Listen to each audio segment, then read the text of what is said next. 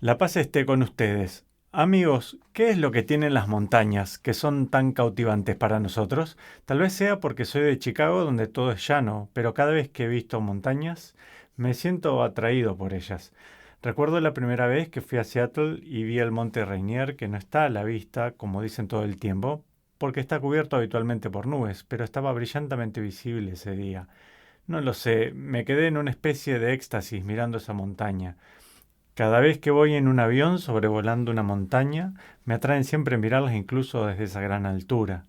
Aquí en Santa Bárbara, donde tengo el privilegio de vivir, tenemos el mar de un lado y las montañas del otro. Así que cuando puedo, las miro y entro en una especie de estado místico. Bueno, por supuesto, es una gran imagen a lo largo de la Biblia, ¿cierto? La montaña, donde subimos y donde Dios desciende para encontrarnos. Es una especie de lugar de cita amorosa, si se quiere, entre la divinidad y la humanidad.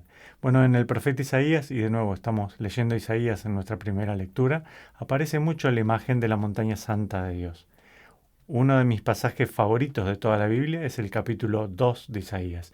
Los animo, ya que estamos, tomen sus Biblias y ábranlas en Isaías capítulo 2 y léanlo. Es uno de los pasajes más poéticos e inspiradores de todo el Antiguo Testamento. Escuchamos que la montaña de Dios será elevada por encima de todas las montañas y colinas, y todas las tribus del Señor subirán. Y en esa montaña sagrada, dice el capítulo 2 de Isaías, de las espadas forjarán arados y de las lanzas podaderas, y no habrá más guerra en esa montaña. Bueno, luego vayan un poco más adelante, capítulo 11 de Isaías. Escuchamos una vez más de la montaña santa de Dios, pero ahora con un énfasis un poquito diferente. Aquí cuenta que el león y el cordero pasarán juntos. La vaca y la osa pastarán juntas. La criatura, el niño, va a jugar al lado de la madriguera de la culebra, al lado de la víbora peligrosa, mortal.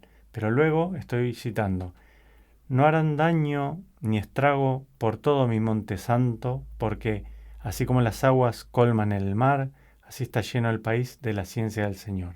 Es hermoso. Así estas parejas de opuestos del reino animal se juntan en armonía en la montaña santa de Dios.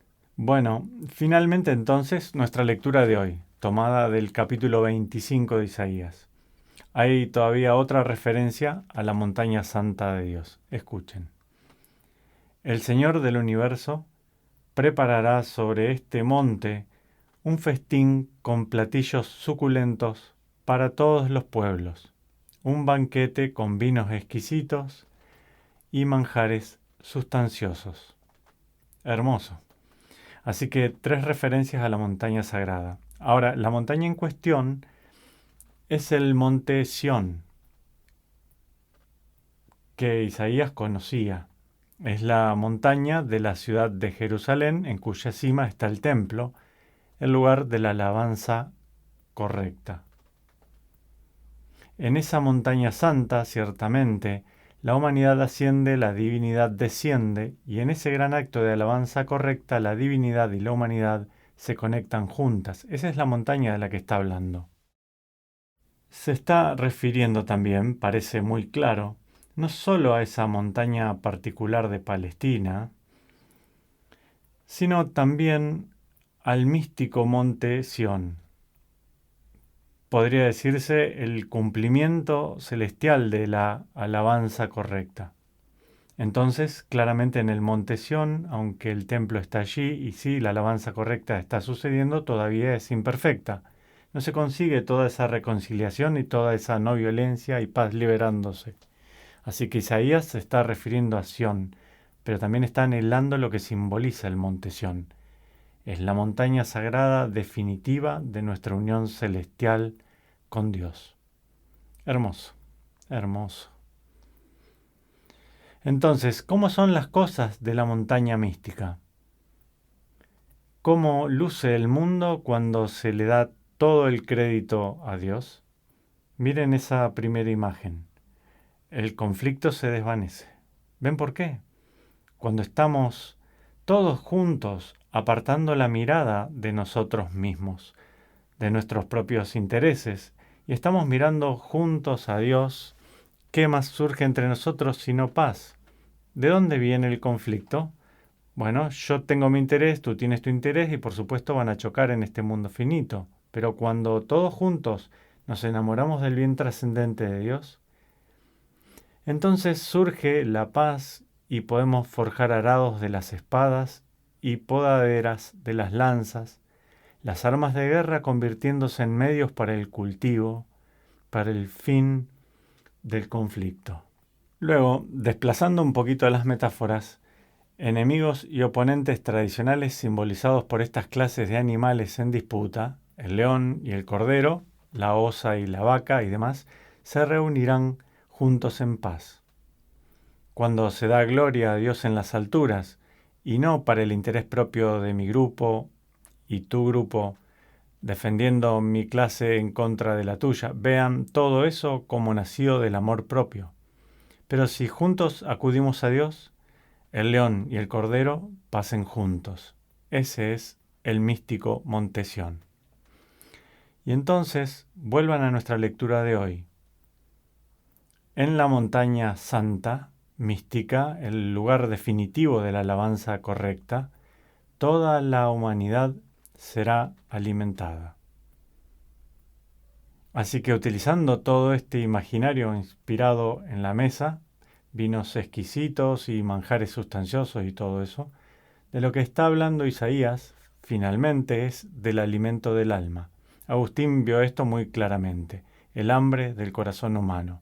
Todos la sentimos, todos los que me están escuchando ahora, todos lo sentimos. Tenemos hambre de Dios. Nada en este mundo satisfará el más profundo anhelo del corazón. Solo la alabanza total y correcta a Dios me alimenta adecuadamente. Ese es el vino exquisito y el manjar sustancioso. Pero Isaías nos lleva aún más lejos mientras acompañamos nuestra lectura de hoy. Escuchen, en esa montaña mística, estoy citando ahora, el velo que cubre el rostro de todos los pueblos, el paño que oscurece a todas las naciones, será destruido. ¿De qué está hablando? Bueno, esta es la pista. Destruirá la muerte para siempre. ¿Qué es el velo que cubre a todos los pueblos? De hecho, el que produce el ensimismamiento que nos lleva a la violencia. El velo que cubre a todos los pueblos es el temor a la muerte. Qué hermoso ahora que en este lugar celestial, el elevado, místico Monte Sión, el lugar de la alabanza correcta, el miedo a la muerte será eliminado. Y esa es la condición para la posibilidad del surgimiento de la más profunda paz. En ese lugar celestial somos inmortalizados, somos elevados a la participación en la forma de ser de Dios. ¿De acuerdo?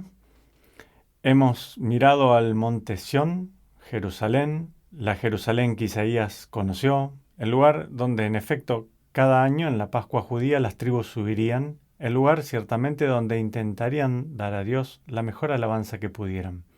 Miramos a esa anticipación histórica y luego miramos radicalmente delante a su cumplimiento en el monte Sión celestial.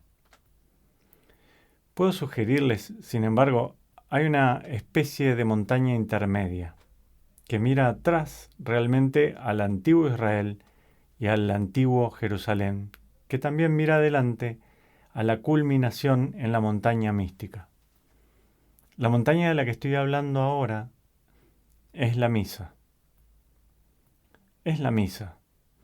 Tomen todo ese imaginario de Isaías aquí y aplíquenlo a lo que hacemos nosotros, los católicos, al menos una vez por semana por obligación, todos los días por invitación. En cada misa subimos a la montaña santa. Salimos del mundo del trabajo diario y conscientemente elevamos nuestras mentes y nuestros corazones hacia Dios. Y en la misa, Dios viene a encontrarse con nosotros. Viene a reunirnos, a pronunciar su palabra y a alimentarnos. Noten, por favor, que en cada misa nos reunimos desde diferentes lugares, diferentes contextos, diferentes puntos de vista, pero todos en paz.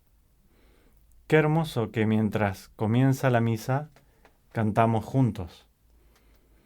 No es solo para decoración, no es solo música para el recorrido del sacerdote que llega al altar.